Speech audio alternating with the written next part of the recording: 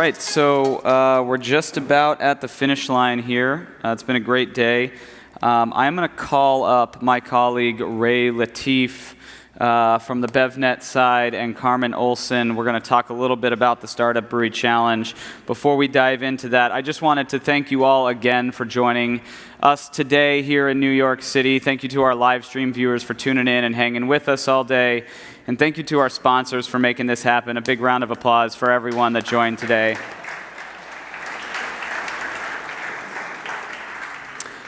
You guys have been walking up the stairs here. I'm sure you've seen some of the vinyl that we've put out there, the Taste Radio. If you're wondering what that is all about, Taste Radio is our podcast, which is published every Friday. It covers the food, beverage, and beer industries. It started out as the BevNet podcast, and I think, Ray, correct me if I'm wrong, episode 61 was the official Taste Radio, the first official Taste Radio episode. You are correct. All right. See, I'm paying attention. So that's the Taste Radio podcast. If you guys Google it, find it on BevNet. It's published every Friday. You can check it out. We're going to be talking a lot more about beer on there in the coming weeks, so check that out. And finally, I will invite everyone to join us for a tap takeover over at Beer Authority at 6:30 p.m. That's put on by CBA. We got some brands, some Startup Brewery Challenge brands, some prior Startup Brewery Challenge contestants.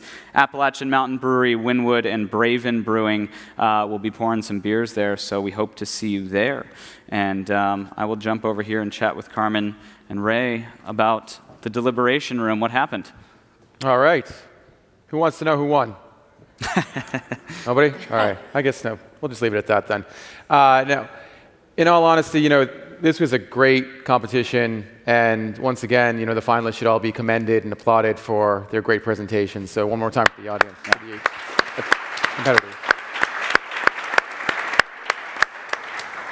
So there was a lot of conversation in the deliberation room, as it were. Yeah, things got a little heavy, but that's a good thing. There was a lot of talk about what they did right, some of the things they could improve upon. Right. Let's start with what they did right. I feel like I've said this for the last, 6 times or so that we've done it. The presentations continue to get sharper and sharper and more refined. I think that there is an acknowledgement that you have to be very clear about who it is that you are intrinsically and who it is that you're targeting. And that shows up, I think, in a lot of the presentations in a way that it didn't before. At the beginning of Startup Brewery Challenge, this is now number 8, we heard a lot more about the beer, and we're hearing more now about the story and about the people behind the story or about the place. I think that's good. I also recognize that the tables have swapped a little bit, and in some ways, we're forgetting a little bit about the beer. Stories are becoming very polished, and the beer was different than it has been in the past this time. Right. There was a little bit of a question about aligning the liquid with that brand story, though, and ways to improve that. And there was a lot of talk in the room about that. What are some of the ways you think that the brand stories could be dialed up a little bit? Well, I think the coordination of those two is when the whole package becomes really powerful. And I think back to the previous Startup Brewery Challenge winners, Border X. They had an incredibly passionate story, and then beers that lined up with that story. They had all Mexican-inspired ingredients in these beers, and they set up their tap rooms in barrios in San Diego. So all of it matched up really well, and that in combination, I think, yields a very authentic and meaningful story that people want to listen to. When it's just the beer or just the story, something falls a little bit short. So because there is so much competition right now, I think that's something that we notice more. Yeah. Chris, you've been writing and following the beer industry for quite some time. You listened to all the presentations, some ambitious plans behind some of them.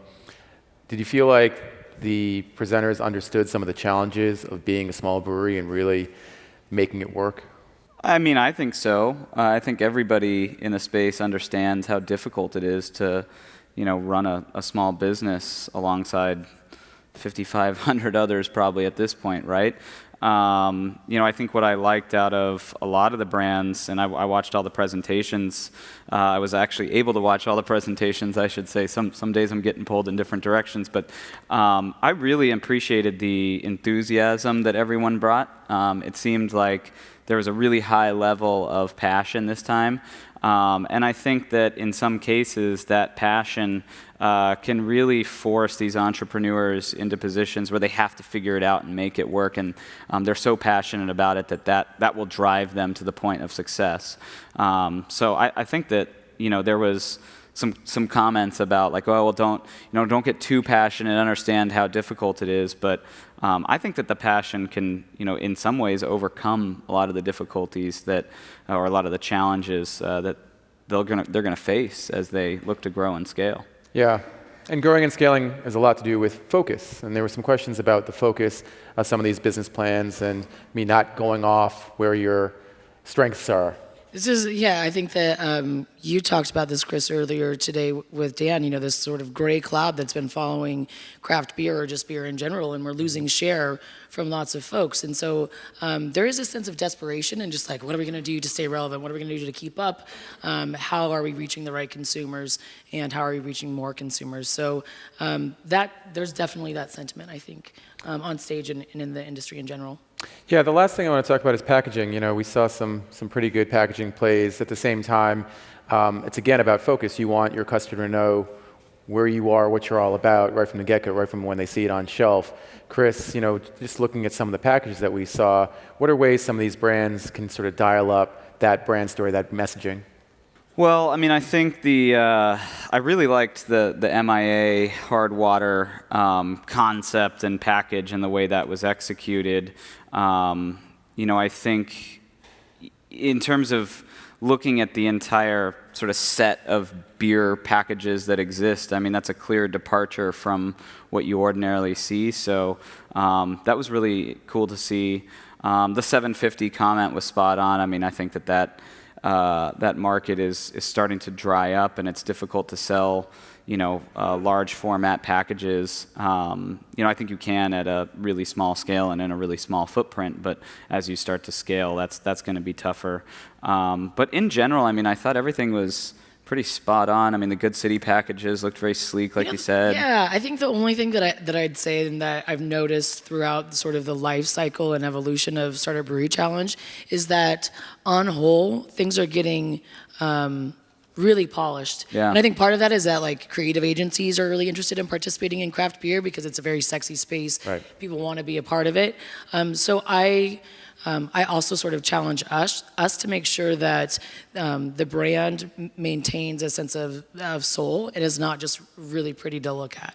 So a balance of those two things, I think, will be important for craft beer to recognize as we evolve. Yeah. Well, and I think it's even simpler than that. I think people just realize the stakes are so high now that if they don't come out of the gate with a really clean, polished-looking package and their brand isn't dialed in, the chances of success are much lower. And maybe you could have gotten away with that 3, 4, 5 years ago, but certainly not today. And I think everybody recognizes that, and it clearly shows. Yeah. All right. 2 things before we announce the winner. One, when I do announce the winner, please come up to the stage. We have a big check for you. Our photographer would like to take a photo with you, or of you, that is. I don't think he'd want to take it with you. That doesn't make any sense. But we'd also like to do an interview with you. So a few minutes after we announce the winner, we're going to do a quick interview on the live stream lounge downstairs for our live stream viewers at home. Please stay tuned. We're going to have a great little conversation with that person. And I will add before we announce the winner, because I definitely forgot to mention this, but we will be in Santa Monica later this year doing this conference again. Ashley. Yeah. So we're going to be doing a whole another week-long thing of food and beverage conferences. So please come see us out there. I agree. All right. All right. Let's announce the winner. The winner of Startup Brewery Challenge 8 is Armada Brewing Company. Wow. Well done. All right. Congratulations. John Krasuski, come on up to the stage. Let's see. We got a big check for you. Congratulations, man. Nice Thank work. you. All right. Can I take this home? Of course you can take it home. So our photographer is going to take a photo.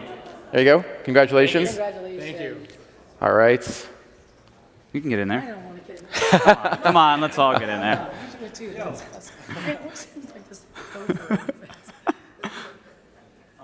All right, one more time for Armada Brewing. Well done. Congratulations. Yeah. Cool. Yeah, sure. So congratulations, first of all, to Armada. But I also want to say one more thing. As Chris mentioned, we're going to be hosting a tap takeover featuring previous Startup Brewery Challenge winners at Beer Authority after this. And the other thing is that for all of the other participants, as Ray mentioned, thank you. You guys all did an amazing job. And there are lots of winners. We've invited other contestants to come brew with us in Portland to meet with our teams.